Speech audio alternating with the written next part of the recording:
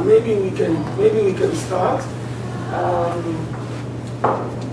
Thanks, you brave souls, for coming out on this on Vancouver-like afternoon for this talk. I'm very pleased to introduce Professor Jennifer Kelly today, who's going to give us a talk today. Jennifer is a professor in the Department of Educational Policy Studies at the University of Alberta, and she's on sabbatical. I'm on leave. She's on leave because she spent a number of years as head of department. So this is you get to have a little bit of respite afterwards. She's done a lot of really interesting work.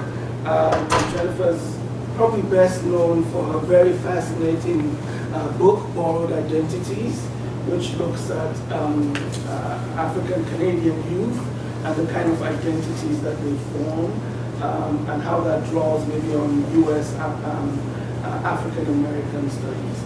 So she's doing now some very fascinating work, again, on blackness, but all her work is really interesting in terms of what's normally not being brought out.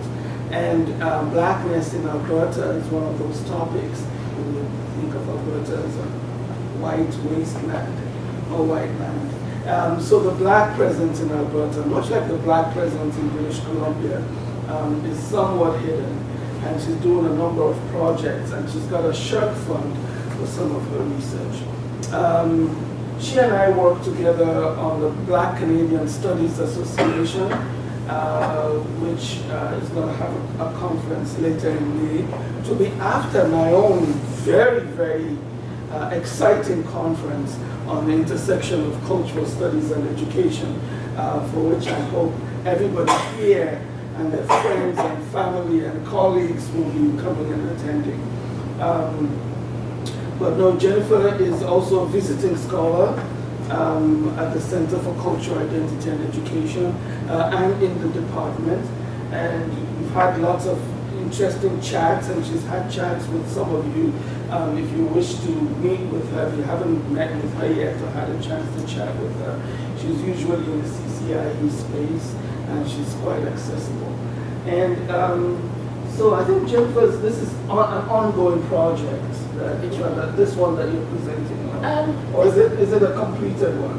No, it's actually something I'm thinking about. Okay, so something so there's lots of time to work through it with her, and give her feedback and talk back and all of that. So I'm hoping that's what you're hoping. That's what I'm hoping. Okay, so without much further ado, I give you the very talented and erudite Professor Jennifer Kelly. Thank you. Thanks very much, Handel. And thanks, I genuinely want to thank everyone who's actually taken the time to come. I know what the weather's like. If you're in a nice warm office or a nice warm house, it's a bit of a trudge to come out, so I really appreciate it. And I hope you won't be too disappointed, or your expectations will be met a little bit anyway. It's good, I always say that it's good if it's a small body of people who are really engaged, really interested. Part of being involved in community engagement over the years is that you develop a very hopeful side. So if 6 of you come, yes, we're all interested, let's have a discussion and bring the seats closer. So I really appreciate it, and I'm hoping we can manage to get through the material and to have an interesting discussion and feedback. It's not actually a specific project that I'm working on. My project that I'm trying to engage with and keep putting aside is actually doing a manuscript on the social historical formation of African Canadian communities in Alberta, 1900 to 1970 now. And that's a project that was funded by SHIRC. But I've done a number of iterations of it in terms of dissemination. And the book is sort of one of the last projects. So it was around history. And one of my purposes of engaging in the research project was with regard to curriculum. And I think if you're talking about African Canadians in relation to Canada, the Canadian state, etc., race is an evident category that one has to engage and explore. So that's why they come to be. And I usually find it easier to do the title than the actual paper. I really love the titling. So the title came first, which was History Makes the Difference, Education, Race and Curriculum. And my overall argument is that the history is what makes the difference in terms of looking at curriculum and peoples of African descent and other marginalized groups. So I don't particularly want to set up a situation where we're trying to see, so which is the most oppressed group, etc. I'd start by recognizing, first of all, we're on indigenous land, and then secondly, that some of the things that will be spoken today also apply to other groups who are traditionally marginalized within the mainstream curriculum. So I've got a bit of an overview of what the presentation hopefully will take. So introduction, why now, which I will get to, why this topic has come to mind. Looking at nation state and belonging, exclusion, etc. And then looking at how the curriculum works, number 3, to reproduce certain understandings of Canada, and how the curriculum is actually taken up in a lot of official provincial curriculum. And that'll be interesting to hear a comparison, because this is mainly based on Alberta, to see whether or not BC has in fact taken it up in a more appropriate way or not. And then the next one will be community as another site where curriculum is taken up, on official site in some ways, to make up for that gap. And then a question that sort of underlies the whole thing in terms of that title particularly, are we using the right argument for justification? By we, I mean people from the Black community. Because I'm constantly having to argue with people, persuade them, etc. And it doesn't seem to be working. So are we using the right justificatory arguments in terms of that? And then I look at complex actualities, is what I'm calling it. So complex actualities are the research that I've actually been engaged in, the archives, and some of the images that I've found, which are really interesting in terms of the complexities that they demonstrate, particularly in relation to the more mainstream, sort of simpler understandings of what we think the relationship is between the Black community, stroke African Canadian community, and the mainstream. Is that sort of clear? Yeah? Okay. And all the images that you'll see later on are from the Glenbow. I want you to know that as well. Otherwise, somebody who's a good historian will slap my hand. So another impetus as to why now is that it's actually, I don't know how many of you know, it's the UN Decade for People of African Descent. Started in 2015. Very, very quiet, very few events. So as a result, I thought, well, I'll take this opportunity to those in the room to at least publicize it. And if you go online, just Google it and go online, there are various things that are supposed to be accomplished. And among them is the one I've typed out, to ensure that textbooks and other educational materials reflect historical facts accurately as they relate to past tragedies and atrocities.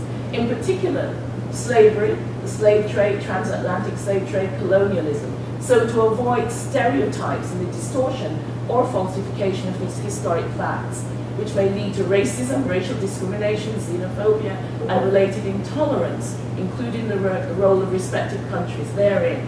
So the idea is that this recognition by the UN actually encapsulates why it's important that we look at curriculum.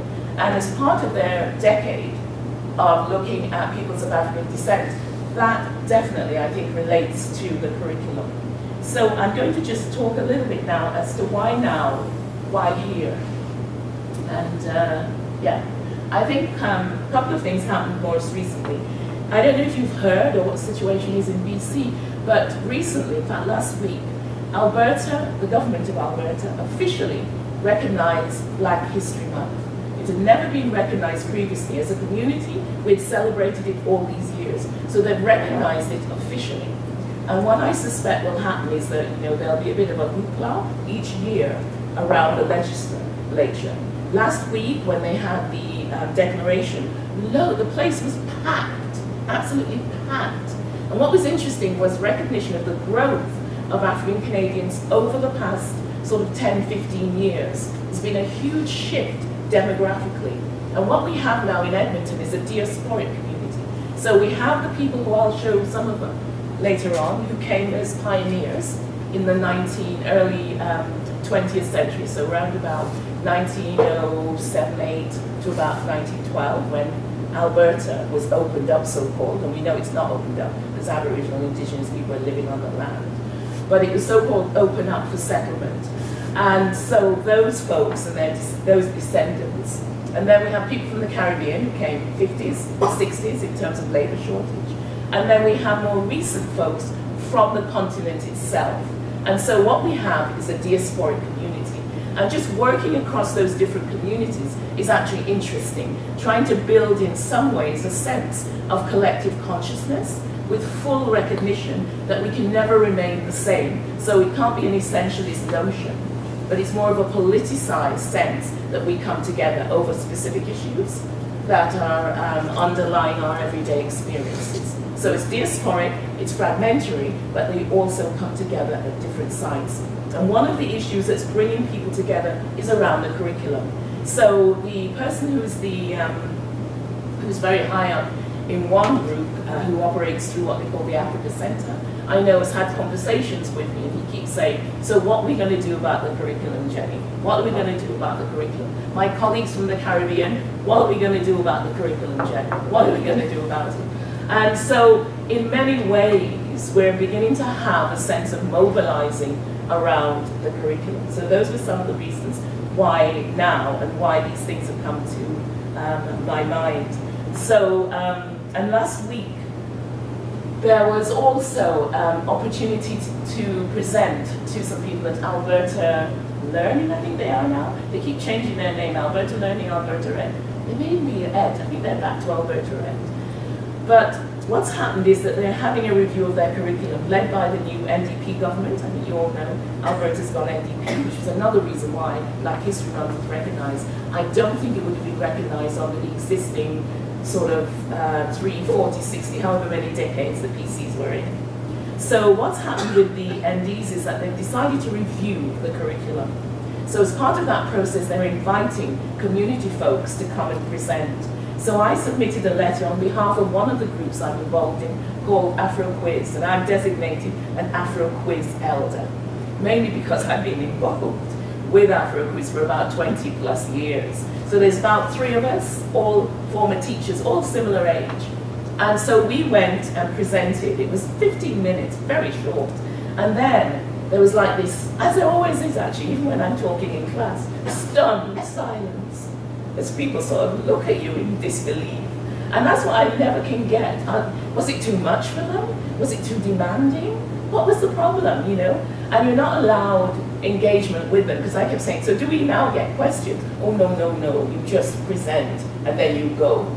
So, okay, so we presented, and I could see some folks, I think some Indigenous people there who were part of the panel, seemed to be nodding, and a couple of others. So we presented and left, but afterwards in the lobby, did have a few people who came up to speak to me, and that always sounds encouraging. So this is the other reason for thinking now is the time. There's a tiny window that we might be able to just squeeze through and get some changes.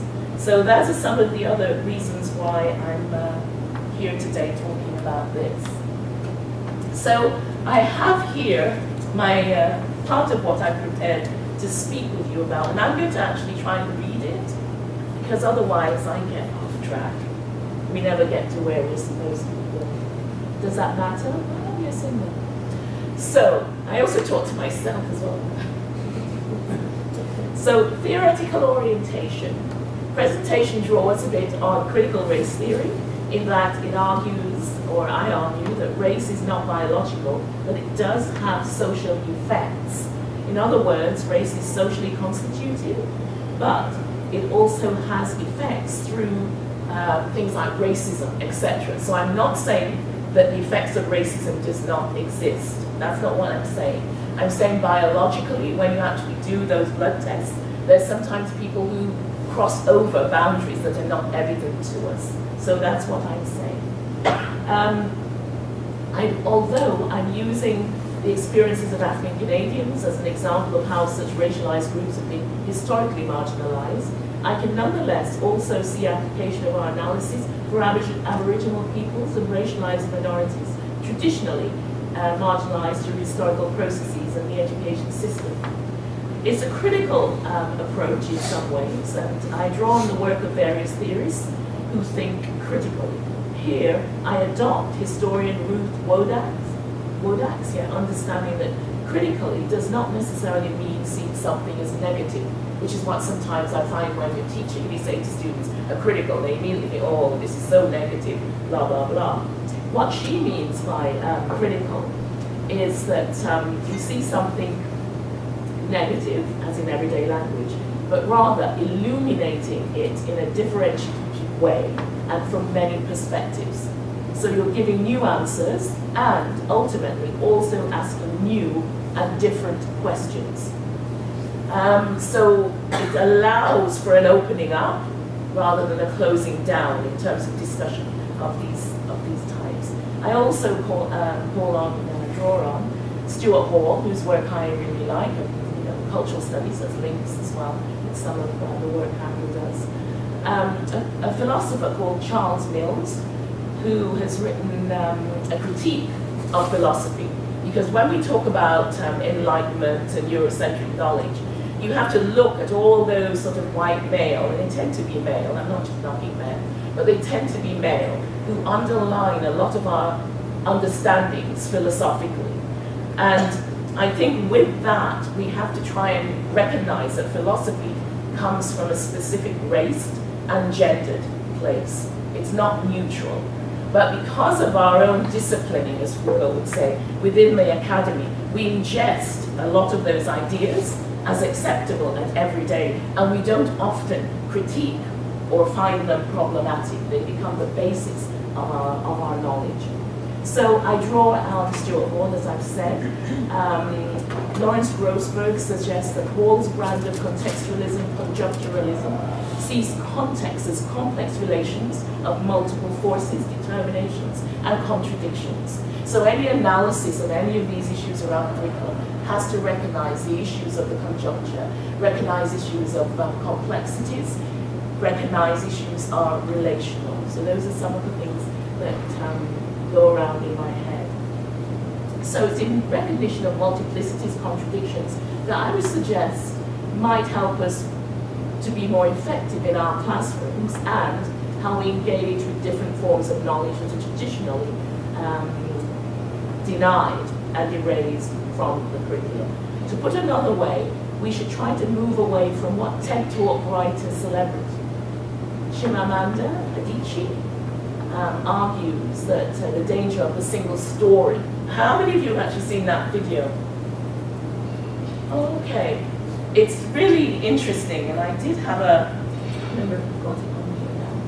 It's on here. A really interesting video where she talks about the ways in which it's in education and in the everyday, one story gets told, and we ingest that, and we in fact have a misperception about the lives of people. And I think in this instance, the reason I like it is that when we talk about peoples of African descent, it tends to be within a specific sort of framework and a tunnel, I think.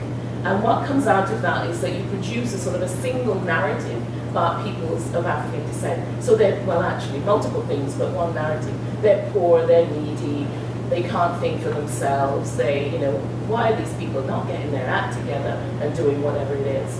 And even though we might be trying to be benevolent and to be kind and to give facts, those are the ways in which they play out. Also applies to Indigenous folks. I know this because I once taught a class years ago, and one of the students I had came to me because he was a bit confused, because he said, wow, how comes all the classes that I take in, like foundations, seems to be, talk about Indigenous people in a particular way. Yet, when I take the psychology classes, they keep talking about things like fetal alcohol syndrome and, and there's a strong association. So what is it? And that made me realize that probably the focus in ed psych, we're not particularly setting out to construct a one-dimensional image of Indigenous folks as all fetal alcohol syndrome, all dependent on alcohol. But that was the narrative that was coming across because that was the main story that was being told. So I think it is really important how that works. Is this it? It doesn't work? You want to Okay. go to the computer. Oh, so I have to do it. Okay. Click on it. Never mind. Okay. Never mind. I will keep talking. So one of the things that I have, as well as that young lady, yeah, just a little bit. So I think that when I'm trying to sort of get an understanding as part of that complexity and the conjuncture, the idea is to look at the broader context. So we're talking about classroom, but we also need to recognize the broader context of Canada. Because if you remember the little abstract, thanks, when I set out the abstract, which might have been what piqued your interest, I did say that in some ways, Canada, the curriculum constitutes Canada in specific ways that Carol Schick quote and Verna Sendeni. And I think the issue is that the curriculum responds, I think, very much to the broader Canadian context. I'm not sure, this might be something for us to discuss, that people can step out of, that you can step outside of discourse, that you can actually put yourself in a different place to what's actually happening with Canadian issues, values, mainstream understanding. And it's a bit like film, when you watch films, the director constructs things in certain ways. And here I am going off, but it might be useful as an illustration. So for instance, the film Lord of the Rings, the baddies, a lot of them are black and dark, and they have dreadlocks, some of them, never mind, black and dark. And so, it made me think that person is constituting badness in a particular way. Or Disney, when he constructs those crows as bad, they're working class accents are what betray them. So in some ways, even though we think we can avoid these things, how we come to make sense of our world is very much related to that broader context. And it's really difficult to be able to go otherwise, even with curriculum. When you think of the constraints through the top-down relationship with curriculum, it's given to you. You can't just go into your classroom and do what you like. Plus, the other pressures that are on us in terms of that. So that was what I wanted to just highlight. I'm just going to play a little bit of it, just because I really like it. And you can go back and listen yourselves. I'm going to just play one thing. So I just want to give you an example here. Can you hear? I just hate technology. You learn to speak without it. Can you play the thing? Oh, is it this one?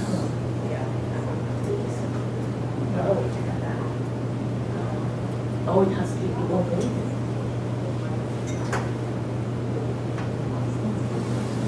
Okay, so I'll just keep going. Maybe I should never bother with this. So I think when we, as I said, when you look at the broader context, that's really, really important. So I want to just talk a little bit about the nation state and belonging, because that's the other thing. It doesn't matter, we'll just teach. That's the other thing that's also related, is it with regards to the nation state and belonging. So, as I said, I think in the abstract, like most liberal democratic societies, Canada fosters an expectation, indeed an ideology, of the nation state in which individuals from all ethnic, culture, and racial groups are able to participate fully. In order to deny their claims for inclusion, those traditionally racialized and marginalized must be constructed as other, a special interest group with demands that are contrary to the greater good of the nation state. So in many ways, it's very difficult, not only, if you're not included, to even make an argument, because you immediately get constituted as a special interest group. And particularly in Alberta, that phrase has a really strong meaning. It's a way of really negating any opposition. Oh, you're just a special interest group.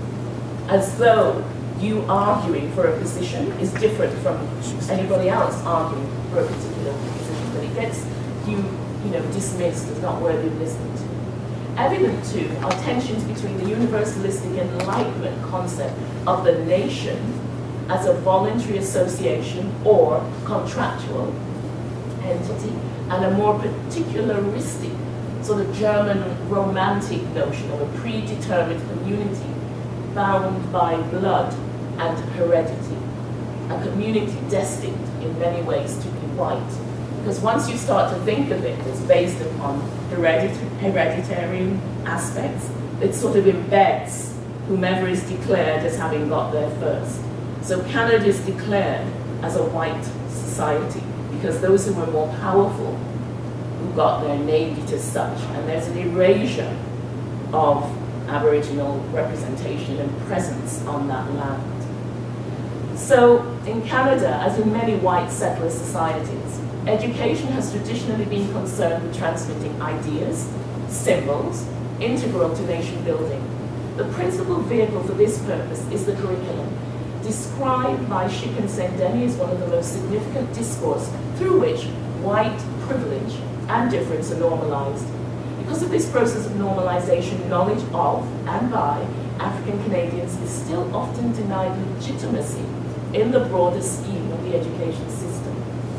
It's been argued by some educators that past relationships have no relevance to the present day curriculum, and that existing knowledge in the curriculum is fair and neutral.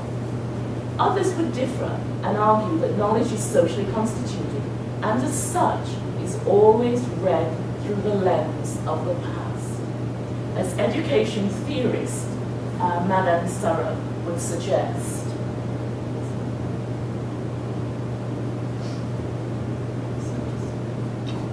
I just have this quote which I think is a useful one. Yeah. So this one, I really like this, even though Madame Sarah was dead. Is the next one? Is it the next? No, you've done. Yeah. One more. Yeah. Oh, that's the one.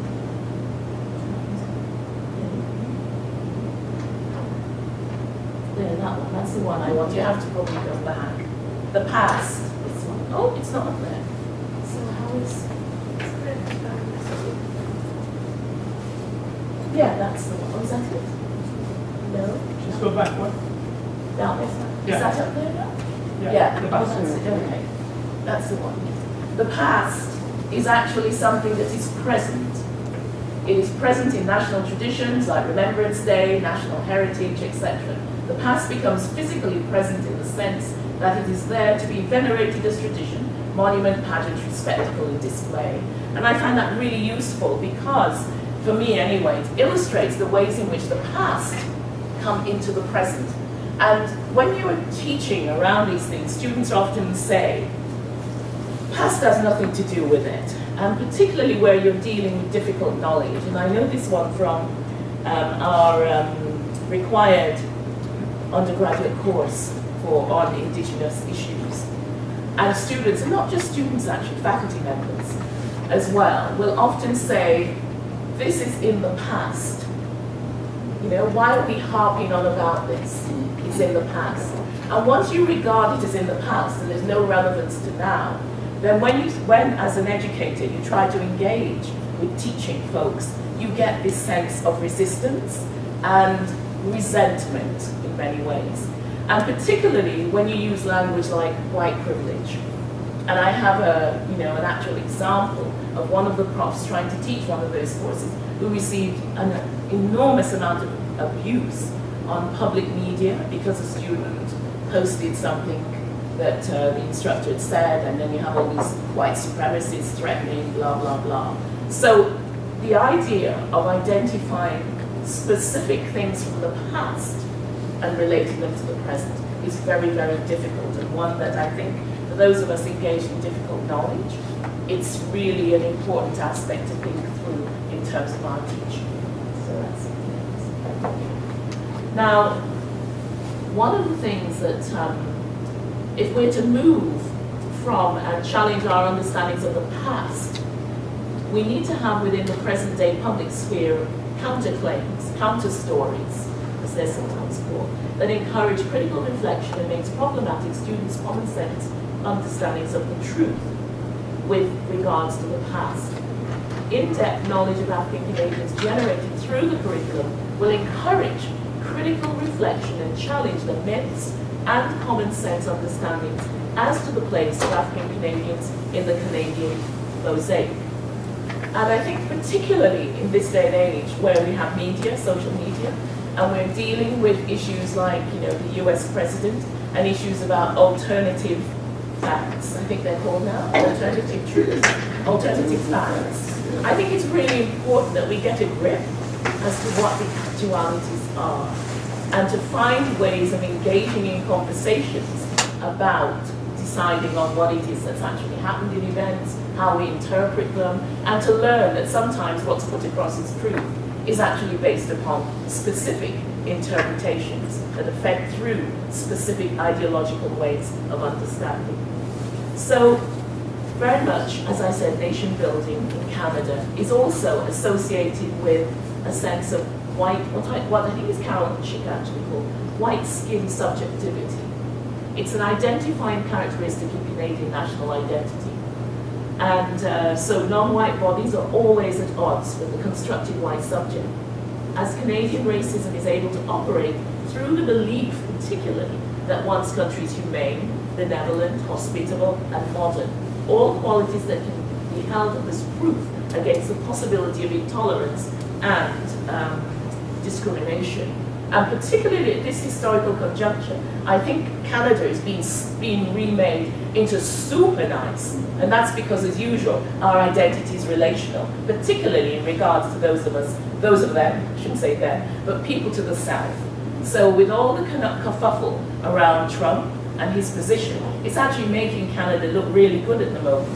I don't know if Trudeau will step on something and ruin his, halo, but at the moment he's being... You think so? Okay. So Canada and Canadians are being represented as super nice now because of that relationality. Never mind what we're actually doing, as Shauna has pointed out to us. Thank you. We're designated in Canada as officially multicultural, and theorists have suggested that multiculturalism, particularly in its liberal form, is based on sameness, whereby social inequalities derive not from supposedly systemic oppression, but rather from a lack of opportunity. An offshoot of this liberal multiculturalism, something else that's tied to this issue, is colorblindness. Colorblind racism, which is an insidious form, Bonilla Silva suggests, because it ignores the effects of past and contemporary discrimination on the social, economic, and educational status of minorities by supporting equal opportunity for everyone without a concern for the inequalities between groups. And that's something else I want you to keep in your head, because it comes back to an argument that I'm trying to make about the difference of history. In particular, as part of the broader liberal discourse, there's a reluctance to talk about race, that we now are all raceless, or we were, particularly under Obama. That was another sort of strong discourse, because he was mixed of some sort, and most people, including myself, never thought you'd ever see a black man in my lifetime become president. There was an assumption that everything has fallen away, whereas in fact, he did in fact support some of the existing structures and was seen as the acceptable face in some ways of blackness. And probably some would even say, I don't know, I don't go to white supremacist meetings, but maybe they may say, oh, he's not so bad, he's half white, so we can sort of claim him. So those are the ways in which these things play out, that we were supposed to be raceless. Now that we have another president in the US, maybe people are moving to the sense that US is more of a racist society. But that's the way these discourses shift. So for some time we were talking about race has gone, it's no longer with us. We can see that within Canadian society, there's a strong push towards what Goldberg identifies as racial historicism, which seeks to locate racism again to an irrelevant past. This ushering of race to the past prevents discussion of any links between how our experiences in the past may well affect our present day realities, how we came to assume certain privileges and position. And that one relates a bit to, as part of the decade there's also reference to examining places in terms of the privilege that they've accrued through their past. So for instance, in the UK, there have been various discussions around how some of these lovely, beautiful buildings, the wealth that was generated to build them came through slavery. Same in the US. There have been various discussions about how do these places come to be so wealthy. And a number of them have traced back to say that they're in fact rich white folks. And how did those people become rich? They became rich through their economic relationship, through slavery, through exploitation, etc., etc. So there's now more recognition of that we cannot say it's in the past, because our present day privileges are based upon what we have accrued through that historical process. So the inability to speak about race and equity also means it's difficult to get racism recognized in curriculum, because it's regarded as not located in many ways in the present. And when you layer on that super nice people we are, people will say, well, I'm just a nice person. I remember we had a few years back a prof who had a required course on race, class, gender, sexualities, not popular because it was a core course. And I remember one of the students making a comment about it that, what was it, we don't need a course like this, I'm already a nice person. And the idea was, you know, we're nice and you don't need all that to be told because you're going to act in a nice way. And I found that really revealing, you know, because that's how the inability to reflect, to be reflexive in terms of yourself and your conditions, the history, the social, etc. You cannot even begin to understand why a group of people may say, well, we think we're erased from the curriculum, and this is why. So this is the other issue about trying to make an argument, is it's actually very, very difficult when there's no real understanding. Yeah, another one that I have really about this idea of not understanding how power works within people's lives is with regards to, again, indigenous folks, and the idea of if you have a course, and this is an example that I had where someone had a course on, let's see, it was a while ago, so history of childhood, which is a history course that they do in the undergrad program, and someone was teaching that course and decided to include aspects around indigenous ways of, you know, child rearing, etc. So it was around indigenous childhood. And the students reacted by saying, this is a course about indigenous people. It's not a course about childhood. And I thought, why is that? Well, it's because they've constituted a norm. The norm is of a child that you would learn about in an education department program is around Europeans. Once you put the other in there, it becomes a course that's not really the norm or relevant. It's superfluous. So in that sense, you think, how do the students react then to someone trying to give them that knowledge? It'll be, what the hell is this person doing? Why are we having to do this? And it's nothing to do with teaching. So these are the ways in which, you know, how people think what's the norm is really, really important to try to get across that we're already working from a norm. It's not about wanting to be bad or good.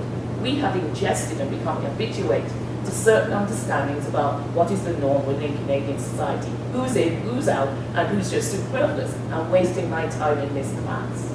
So that was an example that I could think of. So my next sort of big thing is how the curriculum works to reproduce certain understandings of Canada. I think through identity. Identity is an important aspect of the social studies curriculum. The notion that there are no unique African Canadian experiences, as demonstrated with absence in curriculum, is reflected in the ways in which African Canadian students talk about their own identities. For some, the curriculum's failure to recognize the Black presence in Canadian history reinforces the sense of Blackness as a marker of the other, as set apart from the Canadian norm. And I sort of knew this because of the research I've done in interviewing a number of students of African descent.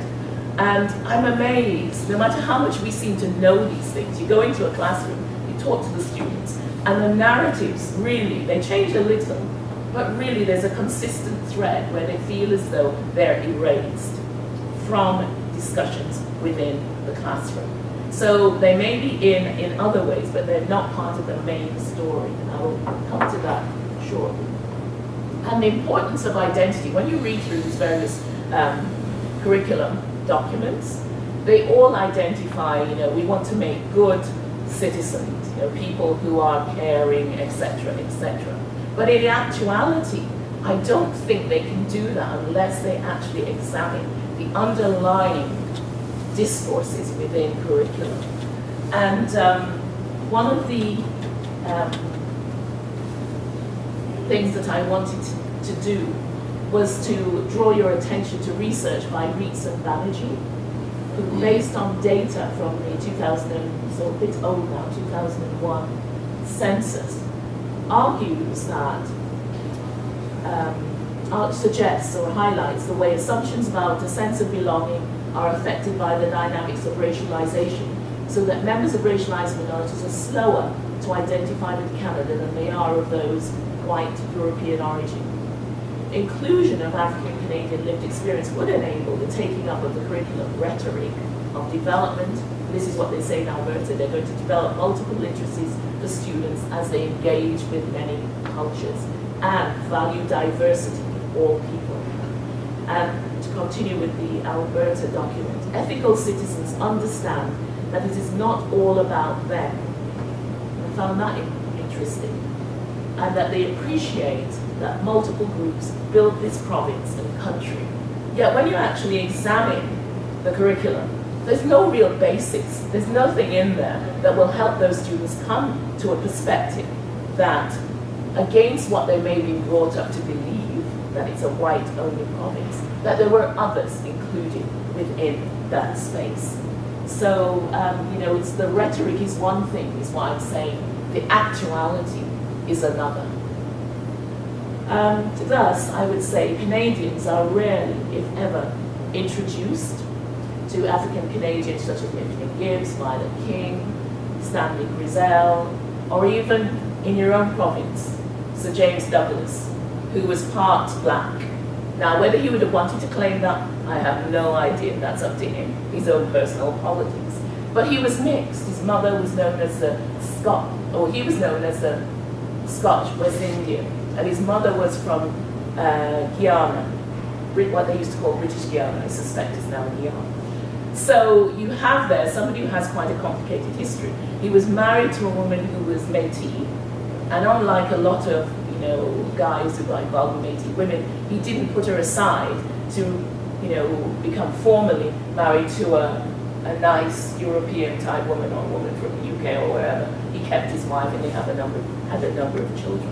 So I always find it interesting that when they present Sir James Douglas, there's no mention of this history that he had. But if they were to, imagine what complexities as a teacher you could actually deal with.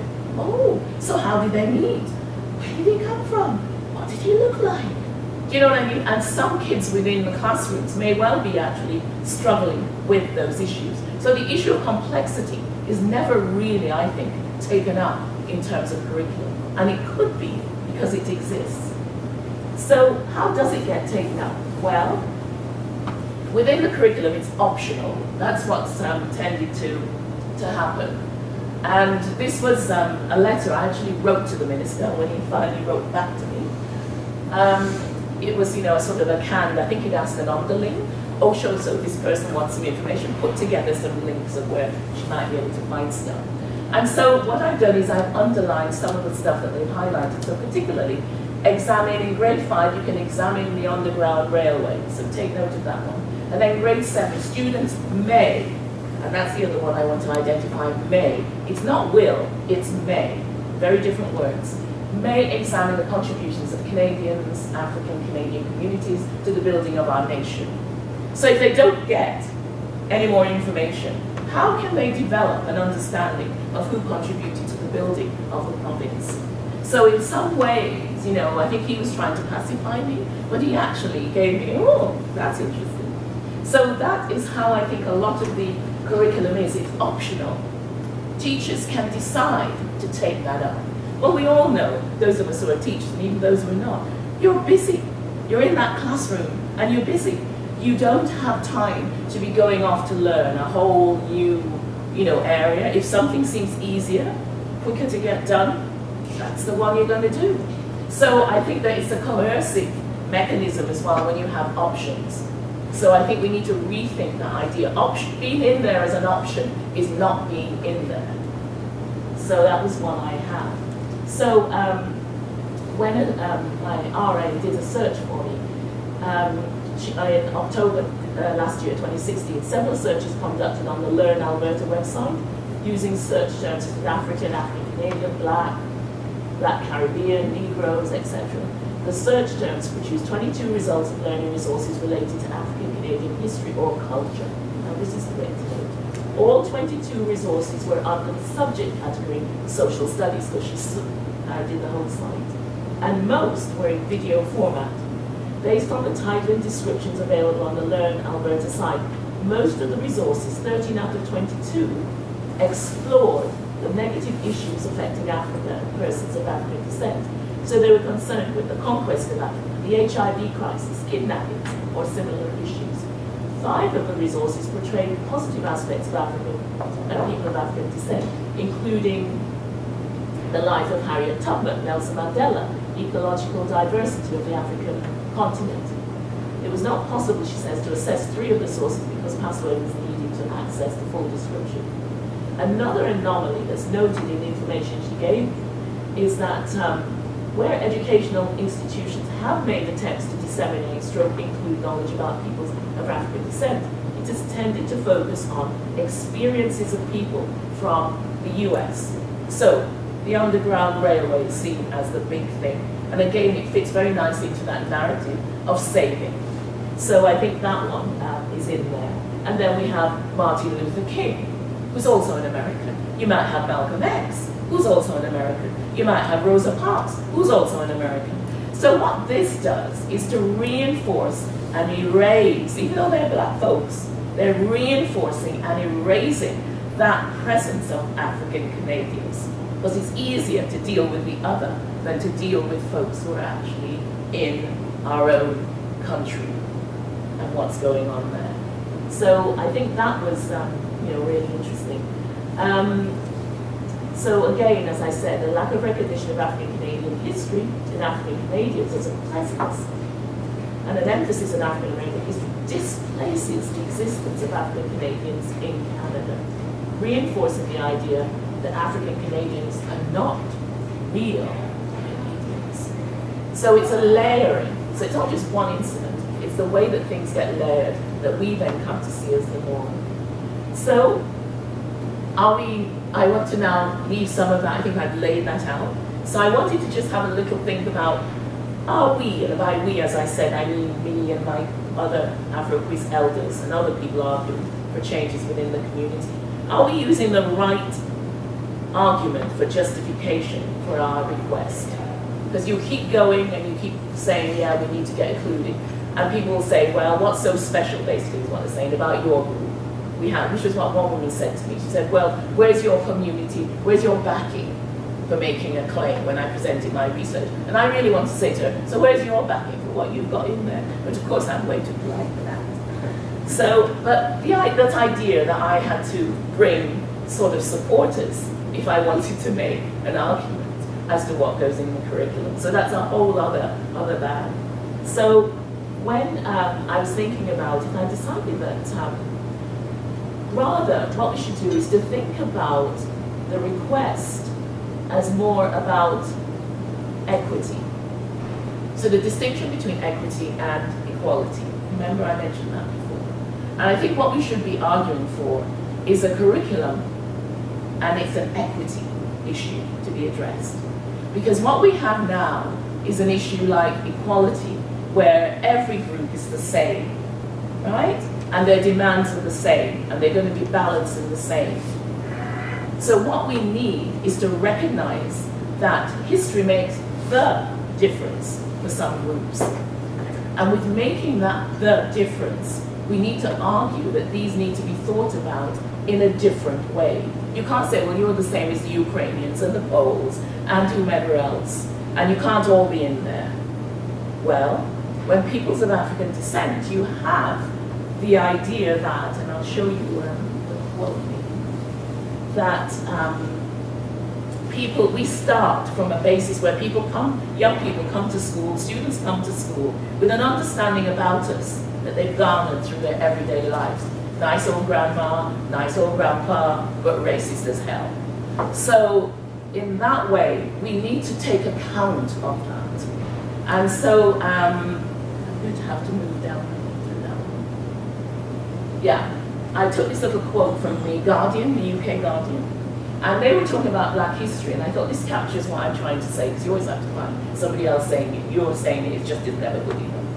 So, in speaking about peoples of African descent, no other people see history in quite the same way, because no other people have had their history so comprehensively denied and disavowed.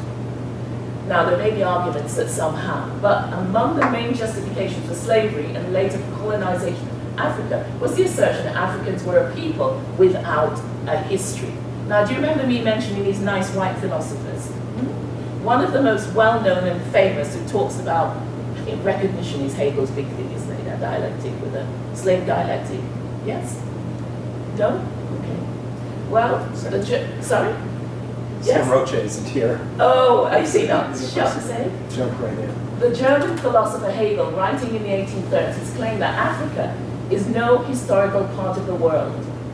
Other peoples have seen their cultures dismissed. This is the Guardian speaking now, as backward or barbarous, but the antiquity of those cultures has really been so repudiated. So what you have is the very heart of the matter, the very idea about who can claim humanity. And once you can claim to be human, you're treated in a very different way. So my argument is that because of stuff like this, which is filtered through the years, and living within a country that's constituted as white, you're not starting from a level playing field. We're not all the same in terms of our historical experiences. So on that basis, we have to be a counter narrative, a counter story. And it doesn't happen by just sitting in the classroom teaching the regular stuff. You have to work it out ahead of time. So that, I thought sort of supported some of the points that I was trying to make. So I asked, on what basis do curriculum folks make decision as to what is important? Do they actually think about these things in terms of identity? And this is a group that we're having to work with if we're going to actually make kids be tolerant. I don't like the word tolerant. I don't know what the word is to use. All of them seem a bit pat. But to actually be able to live together. So in what I've been doing in terms of my research is the next section I want to look at is what I've actually called, I wanted to share this one with you, Limbaugh and Rediker. They had an insight as well that fixed static notions of race, ethnicity, and nationality among historians, and I apologize for this, Jason, and nationality have obscured a vital word of cooperation and accomplishment within a multiracial, multi-ethnic, international working class. Now, with the use of working class, they're obviously Marxist in their orientation, and their books has had, critiques as well as, I suppose, praise. And they continue. Historians who consciously posit static, immutable differences between workers, black, white, Irish, and English, slave, and free in the early modern era frequently failed to study the actual points of contact, overlap, cooperation between their idealized type. And that's the issue about history. Even with black history, it's made in relation to white history. We call our history black because of our experiences in a white dominant society. But when you actually look, which is the next one I was going to look at, when you actually look at people's actual experiences within Canada, it's complicated. They're complex actualities is what I'm calling them. I don't know if that's proper grammar. That's what I'm calling them. So these are some of the things I've been doing in the archives to take it back to my own research. This picture is just brilliant for me. Now, can you guess what it is, or? No? Well, I'll explain it to you. It'll probably be quick. Should never ask and then wait for the right answer to come. That's a bad teacher. It's a treaty Now- negotiation. Sorry? It's a treaty negotiation. It is. Well, don't you? 1886 is a very bad year. It's 1886 was a bad year. Do you want to give us a quick? Well, I could be mixing it up with 1883, but it's sort of the nadir of the humanitarian catastrophe on the plains, right? So, a combination of like economic and environmental problems that are exacerbated by Canadian government policy or exploited by Canadian government policy, depending on how you approach it, create a situation where First Nations have to form treaties, but they're in the worst possible bargaining position they could be in because they're absolutely starving, sick, and devastated, and several of their leaders are in jail. So, big Right. difference. So So they're in a terrible position negotiating. That's when we get the number treaty. Right. And so this is one, even by just looking at it, the person I was really interested It's in one of the stuff. seem unable to think, but do you see the black guy? Is he identifiable as black? Yeah, you see him? And so what that picture has is a black guy, and then the other two, the obvious ones that are indigenous, is one Spot, who's a minor chief. Next to him is Red Crow, who's a head chief. Then David Mills, who's the guy who's of African descent. And he's the interpreter, strange as it might seem. He's the interpreter between the indigenous communities and the Europeans. And the reason he became an interpreter is because his dad came up from the States, got a job with the, I think it's the American Fur Company. And then he married a blood woman, Kainai woman. And then the result was David. And David, of course, had access to both cultures. So he was able to negotiate between the Europeans and the indigenous folks. And the guy sitting is Pocklington, who's the... Sorry? Not negotiate, interpret. Sorry? Interpret. Oh, interpret, sorry. Interpret, yeah, I suppose it's different. You know, Never... You know the hanging on What? on the negotiation. Okay, so interpret. And you can see Pocklington sitting down. So I'm saying that a photograph like that would be brilliant for a discussion with students as to how those people come together. First of all, they come and they don't think that there are any, blacks in Alberta at that particular period. They all came in 1960s. So what's this one doing? And then, the meeting of the indigenous and the European. So for me, there are actualities around complexities. And those are things that, is one. I just want to push on because of time. Another one I discovered is this one again, complex actualities, archival research. Agency is the other thing as well around these, because the other thing around, as well as blacks having no history, they have no real ability to do much. They always have to wait for white folks to come and help us. So agency is really important in terms of what we include in the material. So just looking at slavery, where we're going to Africa, colonizing Africa, doesn't do it, because that's reinforcing a narrative of helplessness, right? So this now looks at a community in Edmonton, a church called the Emmanuel African Methodist Episcopal Church, and they were operating in the early 1920s. And this is research that I've done and discovered that the Reverend, who's right at the pinnacle, you see that there's a man there, he always looks so, I don't know, distinguished. He's sort of looking out with a sort of a baldish head. Reverend Slater. He was a leader in the church, and the church was active. There was a branch of the UNIA, Universal Negro Improvement Association, Marcus Garvey. There was a political association whose aim was to not tell people how to vote, but for people to make a decision, and I'm just paraphrasing, make a decision on who to vote based upon people who have the best interests of the community at heart. There was the Women's Christian Temperance Union. Now, traditionally, when you read the literature, Women's Christian Temperance Union, Anglophile, white, racist, and they may well have been, but among them, among the meetings, was at least two black groups, and you can tell they're black in a number of ways. One was called the Phyllis Wheatley, who was the first black poet in the States. Unlikely you get a white group choosing, oh, we're so radical, we're going to call ourselves the Phyllis Wheatley Girls, what do you think? So Phyllis Wheatley was one, and then somebody Dunbar, I can't remember the name, Dunbar. So those were two that were actually racialized Women's Christian Temperance Union. And I also went to the archives and I did find one of the sheets that they had that from someone who donated it. It had next to one colored group. So that sort of reinforced what I already sort of knew. And so that's interesting because how would a black women's Christian temperance group fare among all the Anglophile, do you know what I mean? And also, Reverend Slater knew Nellie McClung. Emily Murphy speaks about it. He mentions the Black Candle, that he'd taken it for reading. And it's like a good movie. You think, well, I wonder what he made of it when he was at home. So it raises all sorts of questions, but it illustrates the agency of black folks during that time. The other one I wanted to highlight was the Brotherhood of Sleeping Car Porters, International Brotherhood of Sleeping Car Porters, because they're affiliated with the US branch of A. Philip Randolph.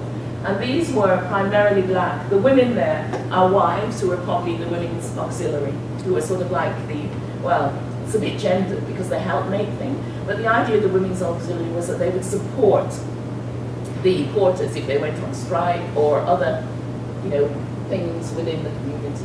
So that's taken in Calgary, in the, I think it's the Labour Hall, I think it was. But they were active because in fighting for their rights as a union, and a primarily black union, they were able to also set a benchmark, I think, in terms of human rights. And they also formed the AA, Alberta Association of Colored People, which was a spin-off as well from Philip Randolph's visit from the States, he's from the States. And so, for me, that's another example of actual complexities. Why would this group set up their own organization? Why didn't they just join a union, same as everybody else? And immediately there's an explanatory element that has to come forth. So I'm just going to finish there. I haven't even checked how long I was talking. Does anybody? Just about an hour. Oh, an hour? Yes. Oh my goodness, can't be right.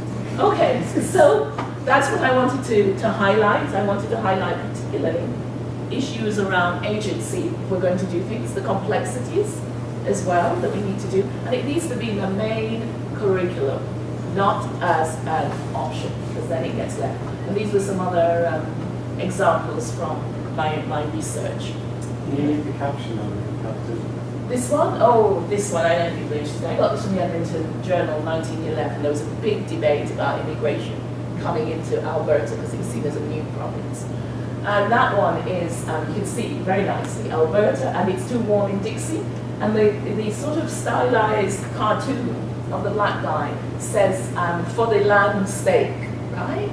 So he's coming for land, supposedly, from sunny, heading to sunny Alberta. And this guy here, if you do sort of reading semiotics or whatever, he's saying, and he's Albertan, see spurs on his boots there? He's saying, poor fellow, you couldn't stand the cold. And that also was a discourse that black folks couldn't come for their own sake. We're nice Canadians. Not that we would want to, it's just for your sake. You wouldn't be able to stand the cold. And so that was actually common parlance and discourse, and that appeared in Edmonton Journal, 1911. So these are all the ways that we can actually work with actual complexities for, in our classrooms. And it's also, I've given you fodder for thinking, critique, feedback, whatever. So I'm now going to finish and open up for questions. Thank you very much.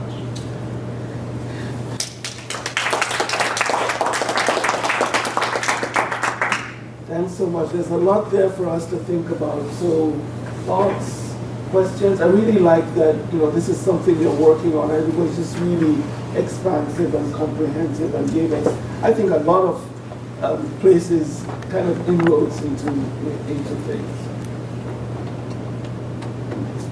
I have like 100, but Oh, really? I think, so Jimmy, I think you got the story exactly right. And I think in particular, the last part does that because it gives some very good examples of how African Canadians or blacks are integral to Canadian history.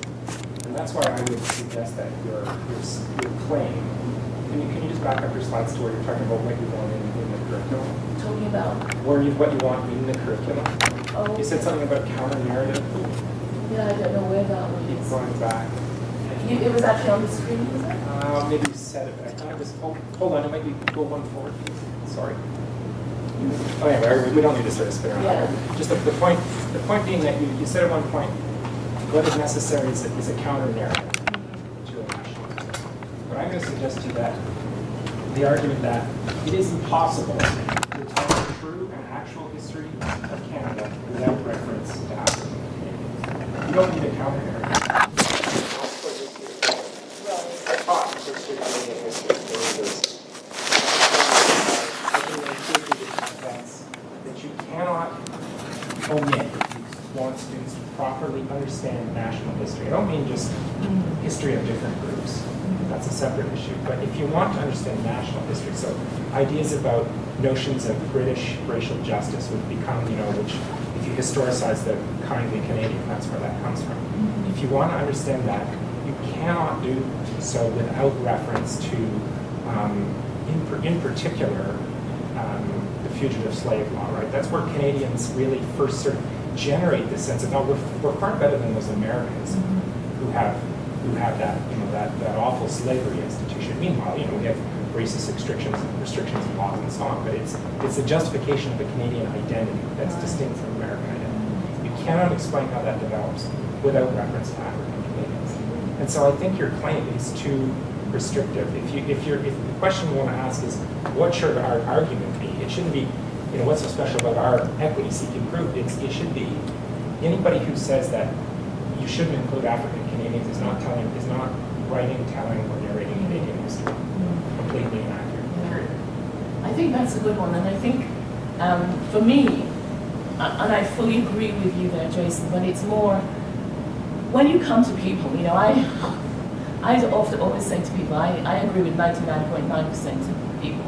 So I really have no trouble with people disagreeing with me, actually, because I don't expect them to agree with me necessarily. But it's more in terms of how you get them to even listen. So when I go and say that to them, they'll be disbelieved. They'll say, what? That's not true. Do you see what I mean? So it's how you get them. But those are wrong. These are the facts. We're talking about alternative facts. Alternative fact. Blacks don't matter to Canadian history. Yes. Fact. Blacks do matter to Canadian history. That's good to know, because I can say a historian told me this. You don't have to take my word for it. That's any historian. It will have to show.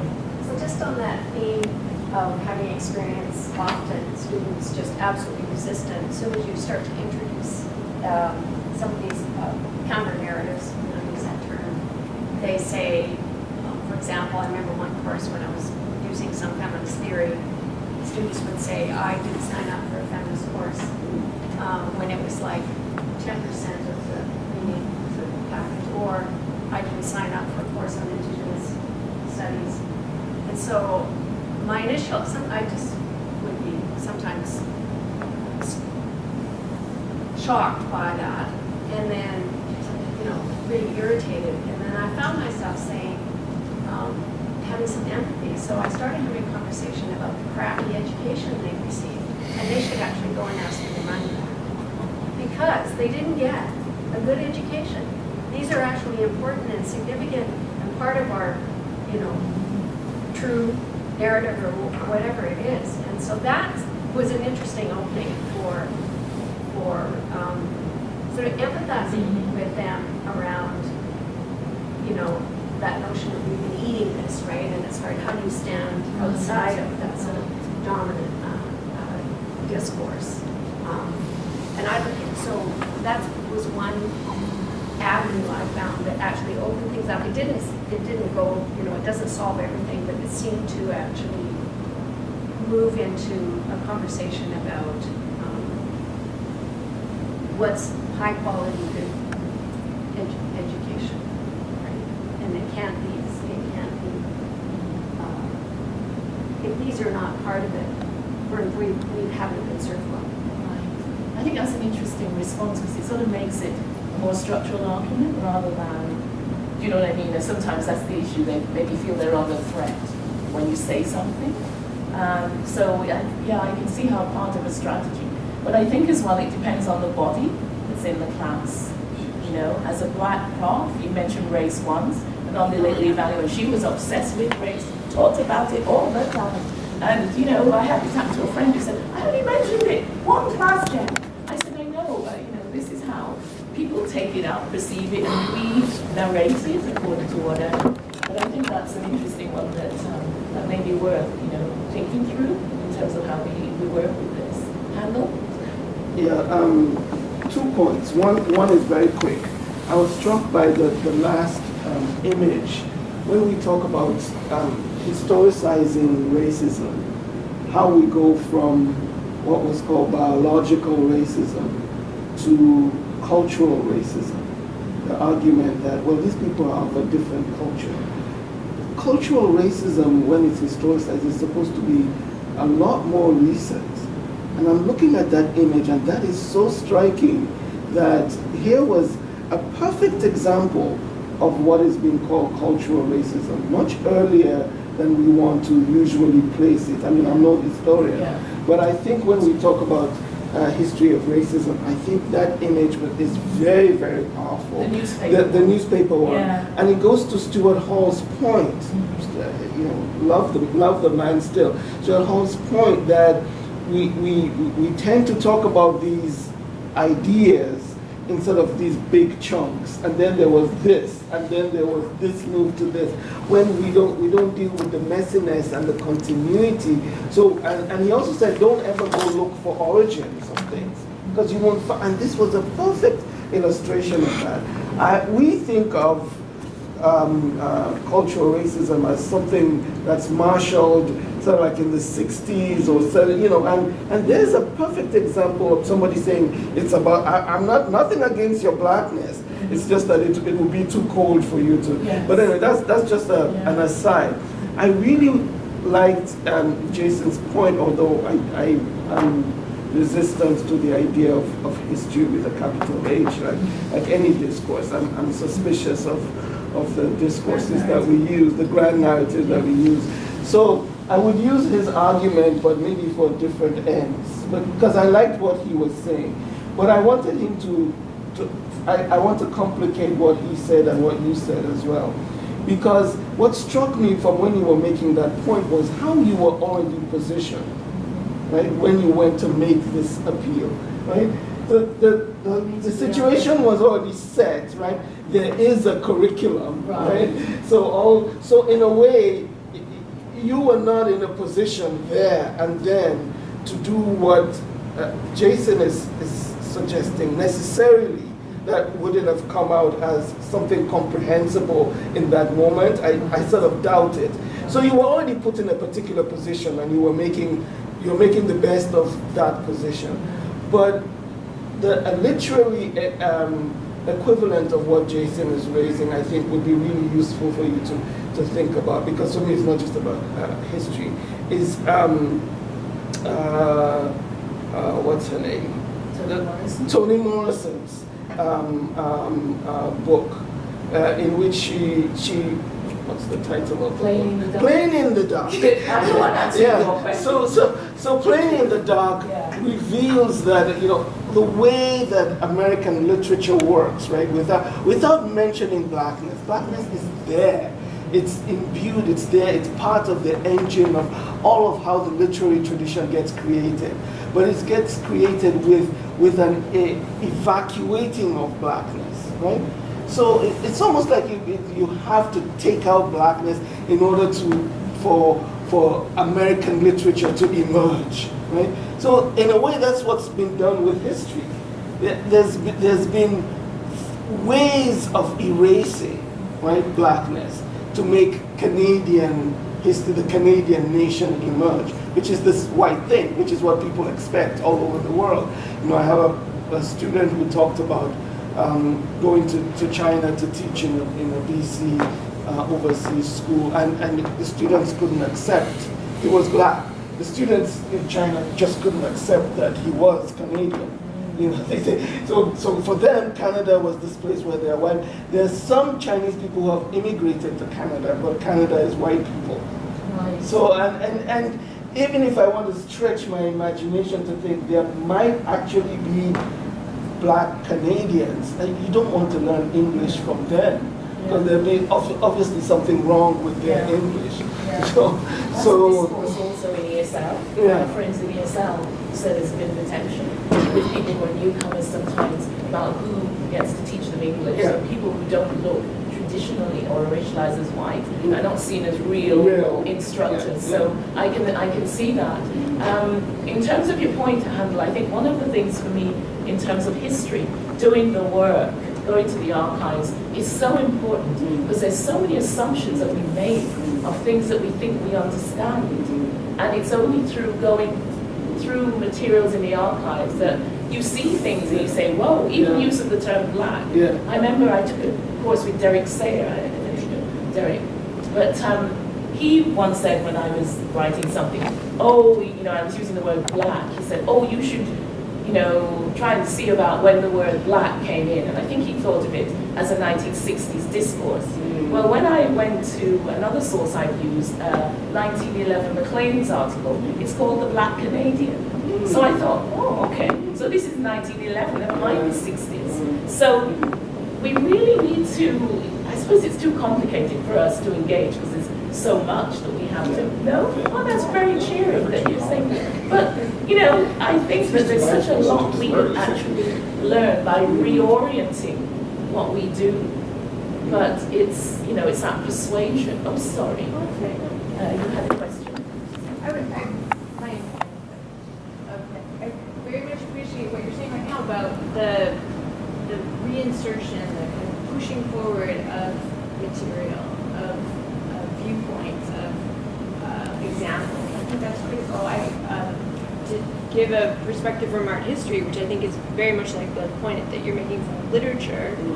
When I was I did a master's in art history, and one of my professors asked me to teach a course while he went on sabbatical, and it was American art, and this was in the U.S. And I had never taken this class, but so I thought, okay, I'm sure I can teach this. I have no idea what I'm doing, but that's what we do, right? So I took the textbook that he'd always used, which was this canonized curriculum of American art, the first half of which is colonial history, like the colonies and the art and architecture of the colonies. And I'm looking through it and I was like, this isn't American art. How am I supposed to teach this class? And so he didn't care what I did. So I said, all right then, what I don't see here is going to be at least one of the assignments. So thankfully there were people who had, here's a book on this artist, here's a book on this artist. So I was looking for, they weren't in textbooks, but they were in single anthologies or smaller books, different areas. That I put all those books on reserve. This was back in the day when we did that, and told the students that the textbook is not accurate, and so we have to do our own work here.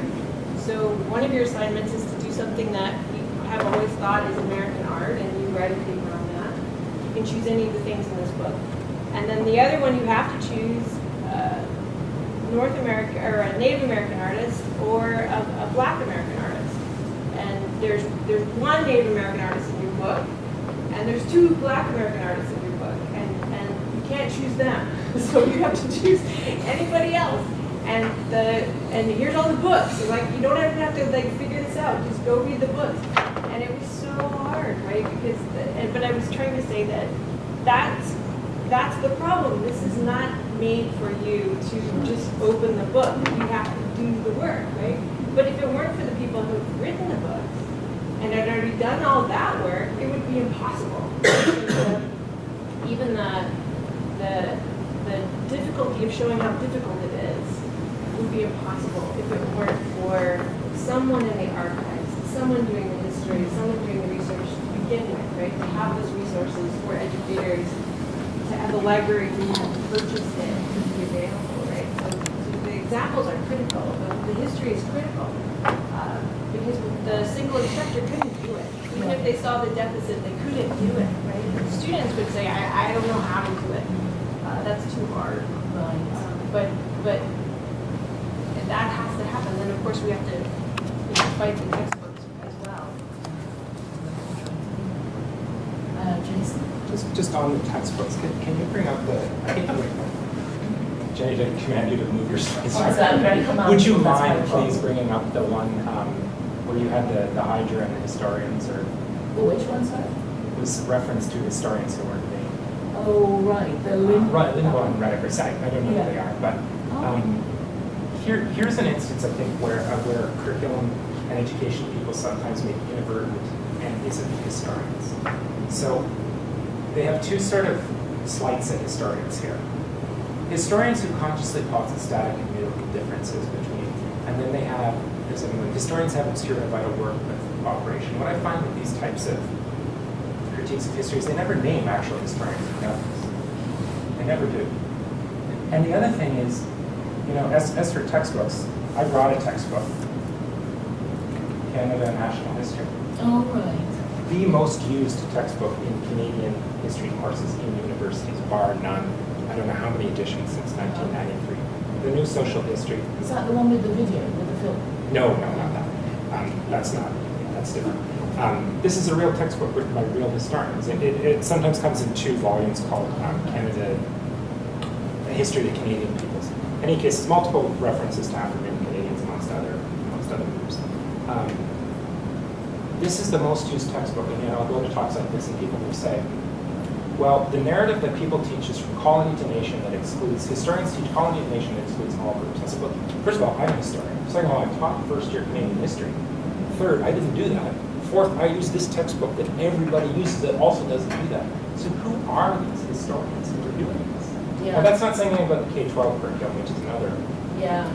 It would be great if historians were in charge of the K-12 curriculum, they said it or not. But this is Yeah. just by way Which of is why comment. You which don't is want to why I make said enemies I'm of sorry. people by these sort of sweeping generalizations. Yeah, no, which is why I apologize as well, because not everyone does. These two, and I should give a bit of background in case people don't know, the book's called The Many-Headed Hydra, and these folks are considered historical materialists, and what they do is a sort of a reclaimed job around the class, really, and how the working class operate across different places. So it's a bit like, what's his name, Black Atlantic, but slightly different, because it also takes up, the Irish, the English, etc. So it's a well-known book in some quarters. And Brian, what's his name, Palmer, did a bit of a discussion stroke critique of it, 2001, I think. But I chose it because I suppose I agreed with them, which was one of the issues. But it's also a perspective from people who claim that when people sometimes do, or when they say historians sometimes do history, there's a sort of a binarism, to it. There isn't really a recognition of complexities. And what appealed to me in terms of what it says is that we have like isolated histories. So you have white history, you have Irish history, or whatever. But if you were living in London in the 60s, 50s, 60s, 10 to 1 you were a black person, but your neighbor was Irish, because generally those cards used to say no Irish, no blacks, no Irish, no dogs. So you would, have Irish neighbors. So you would have growing up a relationship, etc. So, but it may well be constituted as just white history or black history, but there are those intersections, which is also worth exploring. But I think the power comes from the naming of specific histories, as separate histories. But I think your point is taken.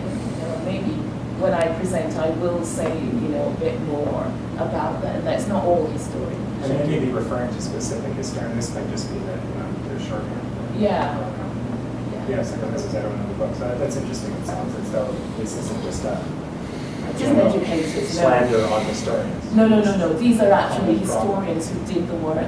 But the critique really is more in terms of probably class. Yeah, So they're trying to do a working class and how the working class work together. What people might critique them for is over idealization of the cooperation among the working class. So that's how, there's a critique. It's good in one sense, but maybe not on another. Gilroy's certainly a good example of what I'm talking about by saying that, that Africans are integral to certain national history. That's the argument of why black. You cannot tell the history of the land without reference to black people. It's impossible.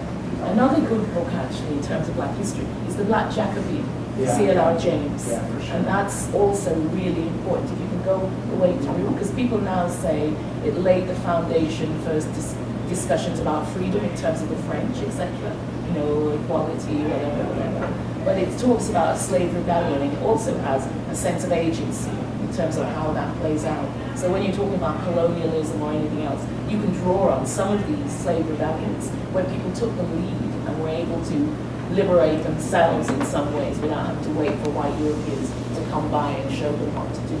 So yeah, that's a good point, Bruce. Yeah, you haven't mentioned Black opinion? Black Athena, Yeah. Bernard?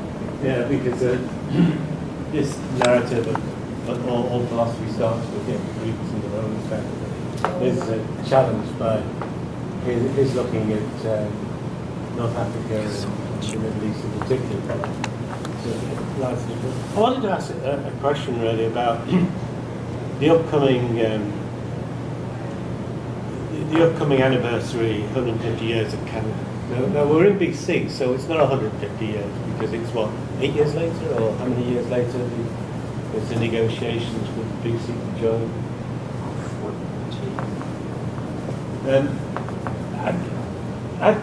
14. My argument would be that as much as I hate the idea of founding fathers, because I mean what we're arguing history is the history of Canada is the history of people together, not a history of founding fathers. But it's interesting that because of the way this is treated, James Douglas gets pushed aside. I mean, he's recognised as father of British Columbia.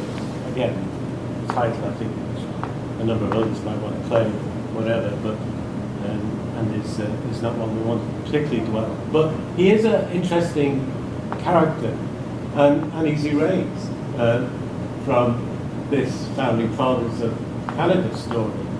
He's never problematized as a black person. It's only through understanding that as somebody who's hybrid or black, that you can then understand why the Commodore was sent to California to bring free black folks into BC to help solidify the British claim to British Columbia, and what an important role that played. You can't understand why a black police force was established in Victoria under his guidance. The African Rifles, as they were referred to, and the reaction of American gold diggers who came up and were horrified to see that they were being marshalled by black folks. All of that story doesn't really get told, and Mifflin Gibbs being on the negotiating committee is not included. It's not included either. And the CBC is guilty here in its history of history of Canadian people or Canada people's history. Canada people's history. They're guilty here of kind of rushing the BC. I think they got tired by the time they got to the BC episode, and they rushed through it. And it's a real shame because here you had somebody of mixed race as the governor, married to a Cree Métis woman, who also incidentally supported his mother-in-law in a case for countrywide recognition to compensation in the Canadian courts. As Jenny has indicated, many of those who'd taken women as wives from First Nations communities then abandoned them, and it was Douglas who provided the funds for his mother-in-law to make that challenge and win a successful court. So he's a complex character and did a number of things. But also in the 1860s, BC was very much Indigenous peoples society. I mean, the largest group, though they'd been decimated by diseases brought in by the colonizers, they were still the largest community. But also there were Pacific Islanders, there were Japanese, there were some traders who'd come in from Russia and stayed along the coast. There's a range, and there were a significant black presence. There was a significant black presence. There was the fur traders, the Métis, so it was a multi-ethnic society, and that multi-ethnic society helped secure British Columbia, if you like, for Canada. colonies. And it's a story that's not properly told. To the point where they don't even have a black actor playing James Douglas. And when we challenged, Jenny and I challenged them at the time over two things. One was that the African rifles were described as runaway slaves. And we challenged that, and they changed it on their French version so that they got it right, that they were free men and women. And they subsequently changed the narrative that was attached to the filming of the English version. But they refused to challenge, they refused to refilm the section with James Douglas with a black actor. And they refused on the grounds that, well, he looks very white in the photographs, you know, and then all these photographs seem to suggest he was very pale, you know, it's very, well, you know, had they never heard of overexposure and emphasis, and isn't that the way it would have been presented in that time? But even so, even if he was very light-skinned, he should have been presented by a black or mixed, clearly mixed-race person to present a different story. I The think historians that were would very have been- critical of that. So Right, it's extremely right. critical. Yeah, I think that would have been too much for people if Yeah. Sir James. Actually, it would have been interesting to Because see Sir James Douglas. We're coming up to the celebration. Let's see how But in British Columbia's Gene treated. Barnett's West Beyond the West, which is Sorry? in Gene Barnett's West Beyond the West, which is like the authoritative history of British Columbia. Yeah. Douglas is definitely in there. I'm Yeah. pretty certain that she refers to that. I won't say unequivocally, but I'm pretty certain she refers to his mixed race background. Yeah, Ormsby's literary biography is very clear too. So. Yeah, anyway, I just think it's interesting because if you observe this celebration period that we'll be entering into and see how BC is presented and Well, this Canada 150 thing is going to be horrible, as these things always are. Right? They're not about history, they're about commemoration. I know. Nothing to do with me. I don't Yeah. approve. Yeah. I think historians are stamping, oh, we love Canada 150. You couldn't be more wrong. Can I just ask if anyone else who hasn't Yeah, spoken hasn't has a quick spoken. question? Because I know there are others. Anyone else? Or comment? Doesn't have to be praise. Comment? Almost going yeah. So do we, by the way, Bruce, you've just spoken about my chapter in the book that I'm doing with Afua Cooper. Oh, excellent. That basically, I do a kind of history and geography thing, and I use Douglas to talk about it. But my point there is that we don't know how Douglas kind of identified. Mixed raceness is something we're now taking up now as something significant. I feel that in a lot of way he passed, and in history he's passing as white. I don't think he could have been, gotten the position that he got if he was overtly and articulated himself as being of mixed heritage. So I think that the way that, I fully agree with your critique, but it's almost like maybe it's a good thing to bring to bear on that, because I think that the way that whiteness overrides things, so because there were choices that had to be made, people were then positioned. Mixed raceness did not really work too well as an identity. So I think he was positioned as well. But makes me think the whole thing about the Commodore was there something about his blackness that was at work there? It's a very strange kind of invitation to send that. And the African rifles, and he did withdraw support for the African rifles, by the way, after a while. So you can see sometimes maybe race politics working in undulations in that history. But anyway, we don't want to get too much into that. But I love what you're saying about it, because that's exactly what I've tried to address. He brought his sister. He brought his sister up from the Caribbean to Victoria, I think, and you have to dig out the dates. But when she arrived, of course, she spoke with a very strong West Indian accent, and there was one commentary I saw said, "Well, there is now no doubt," as if there had been a doubt. Anyway, that's another story. Okay. Well, if there are no other questions, thanks everybody for being such a hardy bunch to be out here. And I want to thank Jennifer again for a very interesting, very wide, and a very engaging talk.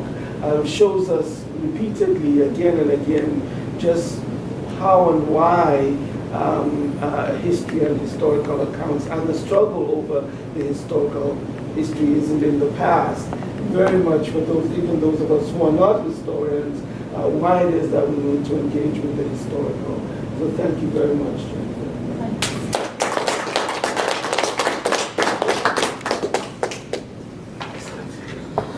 It's a good point that I think he was great. Replaces 25,000 First Nations.